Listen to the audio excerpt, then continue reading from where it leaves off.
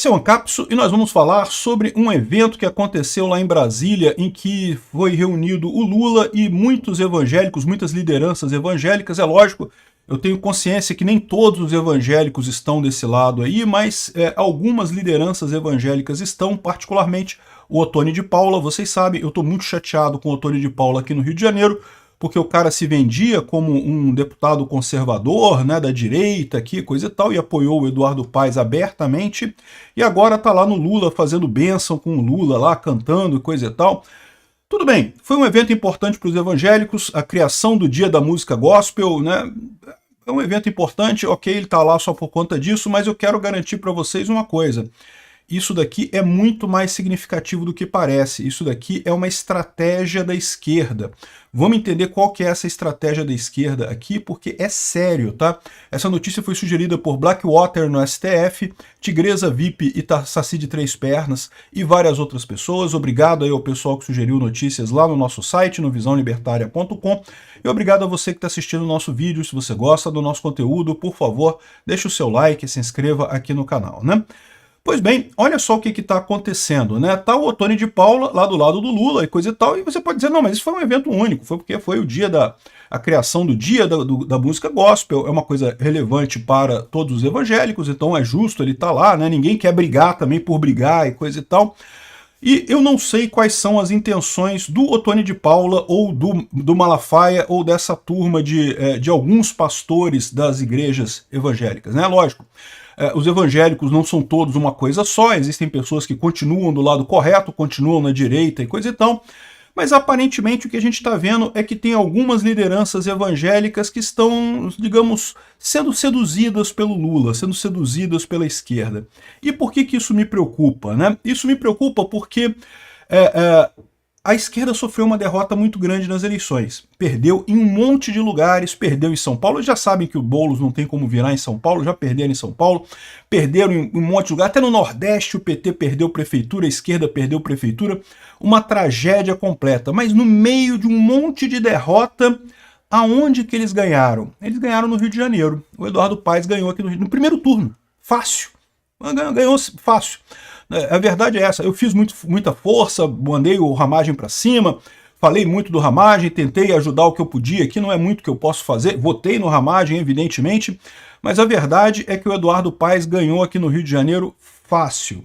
E aí, o que está acontecendo com a esquerda? Bom, a esquerda está pensando assim, temos que replicar este sucesso. Esse foi o sucesso que tivemos aqui no Brasil, né? E repara que não é uma coisa fácil para eles, tá? Por quê? Dos motivos para o sucesso do Eduardo Paes aqui no Rio de Janeiro foi justamente o fato que ele se afastou do Lula, né? E pode ser exatamente essa a estratégia que a esquerda está tomando a partir de agora, né? Isolar o Lula como um cabo eleitoral. Talvez isso seja até, a gente esteja vendo aqui, a decisão da esquerda por não ter o Lula como candidato em 2026, tá? E por que eles, e qual que foi o grande sucesso do Eduardo Paes aqui? Por que o Eduardo Paes conseguiu com tanta facilidade se eleger aqui no Rio de Janeiro, né? Bom, ele conseguiu o apoio dos evangélicos, de muitos evangélicos, não de todos, evidentemente, é o que eu falo. Outro dia eu falei que os evangélicos elegeram o Eduardo Paes e o pessoal ficou chateado comigo, que o pessoal era evangélico e não votou no Paes e coisa e tal. Ok, não estou dizendo todos os evangélicos, mas sem dúvida alguma, uma parcela grande dos evangélicos, particularmente alguns líderes evangélicos muito significativos, como Othony de Paula, como Malafaia, que são muito fortes aqui no Rio de Janeiro, esse pessoal apoiou abertamente o Eduardo Paes. Então, repara isso do ponto de vista da esquerda brasileira. A esquerda brasileira já percebeu que está numa roubada. O Lula não vai mais a lugar nenhum. O Lula já sabe que está numa roubada. Então, aonde que eles conseguiram ganhar? Aonde que eles conseguiram ganhar? Eles conseguiram ganhar com o Eduardo Paes aqui no Rio. E como é que o Eduardo Paes ganhou? O Eduardo Paes, de alguma forma, convenceu os evangélicos ou alguns líderes evangélicos a apoiarem ele aqui no Rio. Isso apontou um monte de coisas em termos de estratégia para o PT. Eu vou dizer para vocês uma coisa. Entre essa estratégia aqui e a outra estratégia, que eu acho que existe o risco ainda do PT correr para outra estratégia, que é a estratégia Maduro, né? Eu prefiro essa estratégia aqui pelo menos é uma estratégia que tem delimitações democráticas e coisa e tal, estão buscando um caminho democrático em 2026, por mais que seja um caminho democrático meio não razoável, né, envolvendo compra de apoio, mas de qualquer forma é ainda um caminho democrático. Seria muito pior se eles fossem para um caminho maduro, né? O problema aqui que eu estou falando para vocês já está mais do que claro para todo mundo que Lula está enfraquecido nessa eleição. Lula não tem voto para ninguém. Para ele se reeleger em 2026 vai ser muito difícil. E é lógico, a esquerda vai querer se manter no poder, né? E aí como que ela pode se manter no poder? Ela pode se manter no poder de um lado, dando um golpe tipo Maduro, é uma possibilidade, eu não descarto isso, né? O Lula desesperado, quando chegar perto da eleição, vendo que vai perder, o que ele vai fazer, ninguém sabe. Mas existe a outra possibilidade, que é este lado de cá, né?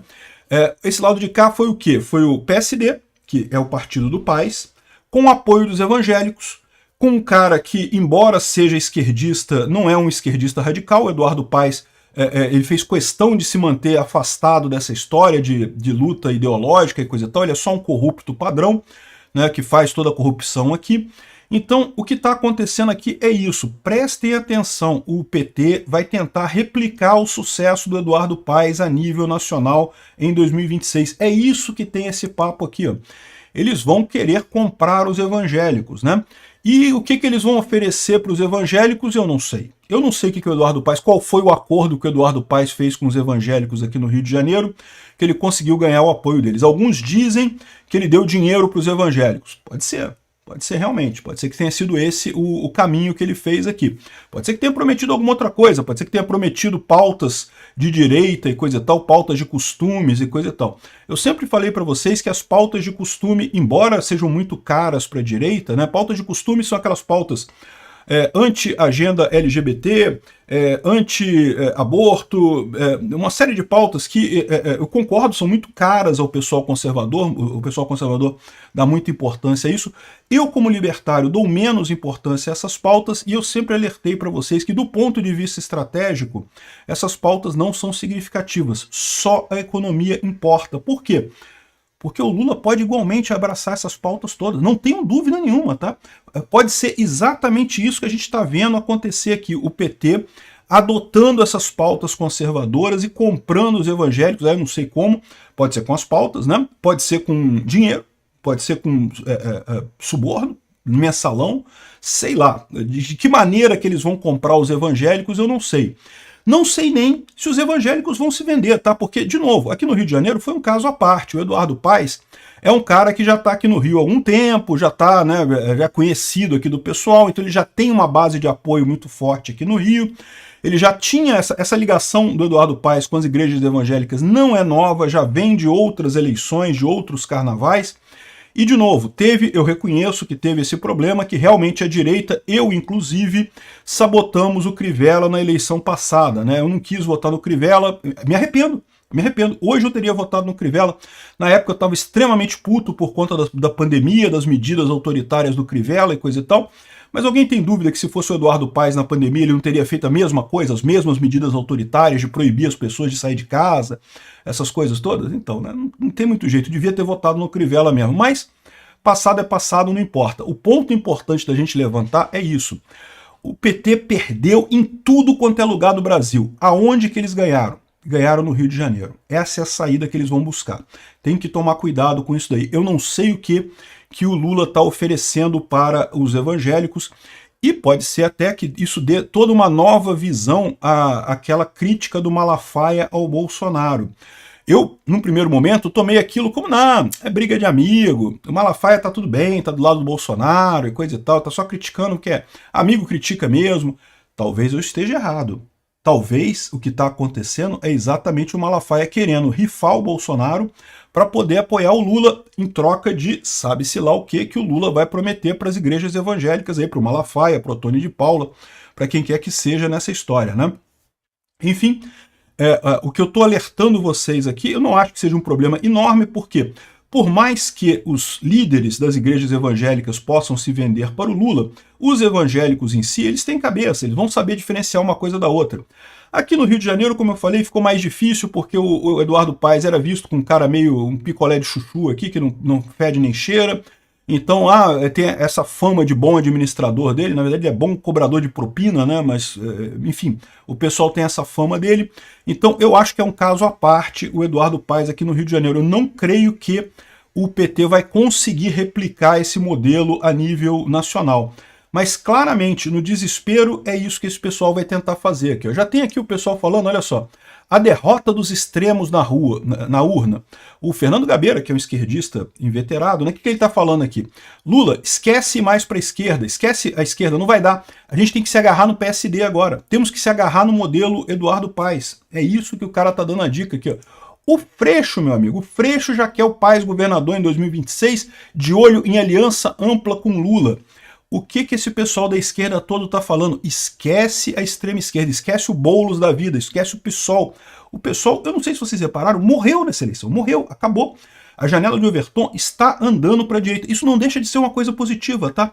O Lula abraçar o PSD não deixa de ser uma coisa positiva. Por quê? Porque ele está rifando toda a extrema esquerda no final das contas, né? Está indo em direção à centro-esquerda. Não deixa de ser uma coisa boa para o país. O problema é que em termos de economia continua a mesma merda, porque a centro-esquerda é tão torradora de dinheiro, é tão controladora em termos financeiros quanto a extrema esquerda, né? Então, ou seja, repara como é que é isso que está acontecendo aqui. Essa é a estratégia do PT. O PT quer replicar o único sucesso parco que ele teve, porque na verdade foi um sucesso que independeu do Lula. O Lula não fez nada para esse sucesso no final das contas, mas ele quer replicar isso em nível nacional. Então os evangélicos, tomem cuidado. Vai ter líder evangélico se vendendo? Vai, meu amigo. Muitas pessoas têm preço, né? E veja, e pode não ser nem preço em dinheiro, como eu falei, pode ser justamente o Lula adotando as pautas de costume. Pode ser que seja isso que eles estejam prometendo, pode ser que seja isso que eles estejam vendo.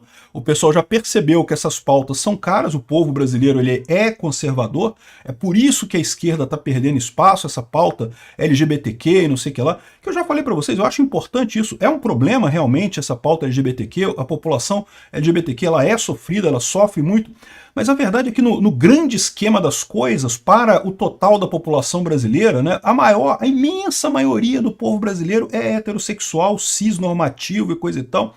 A fração dos... E mesmo a fração do pessoal homossexual, transexual e coisa e tal, a preocupação deles é com relação à segurança, a ter dinheiro, a ter economia. Eles não estão preocupados. A última preocupação do pessoal LGBTQ aqui no Brasil é qual pronome que você vai usar comigo e não sei o que lá. É a menor do problema do pessoal. Enfim, prestem atenção nisso, tá? Porque qual que é o problema disso daí?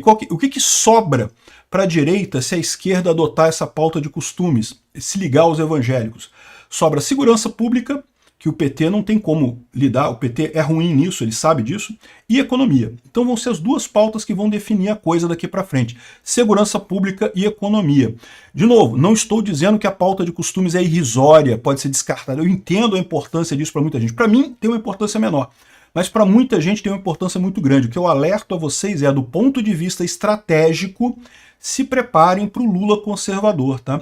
E um monte de evangélicos seguindo ele. Não vão ser todos. Eu acho, inclusive, que isso vai falhar. Só deu certo aqui no Rio de Janeiro porque é um caso particular, muito específico, não vai ser replicado para o Brasil todo, mas se preparem para ver esse movimento. O Lula vai tentar replicar o Eduardo Paes no Brasil todo. Obrigado por assistir o vídeo até o final. Além de curtir, compartilhar e se inscrever no canal, considere se tornar patrocinador com valores a partir de R$ 1,99. Clique no botão Seja Membro abaixo para saber as condições e vantagens de patrocinar o canal. Mais informações sobre o nosso projeto, visite nossos sites indicados na tela.